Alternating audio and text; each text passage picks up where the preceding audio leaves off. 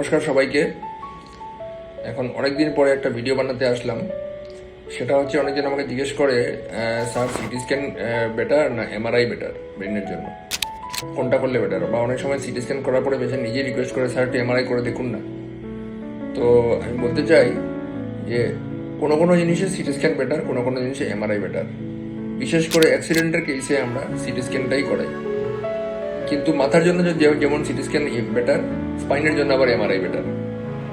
তো এমআরআই বেশি দাম তারপর এমআরআই বেটার, আর সিটি স্ক্যান কম দাম বলে সিটি স্ক্যান কম ভালো সেরকম না।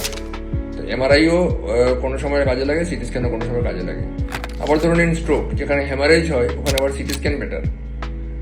আর এমআরআই যেগুলো ইনফাক্ট হয়, যেগুলোতে ব্রেনের মধ্যে ব্লাড কম যায়, ওখানে আবার এমআরআই করতে লাগে।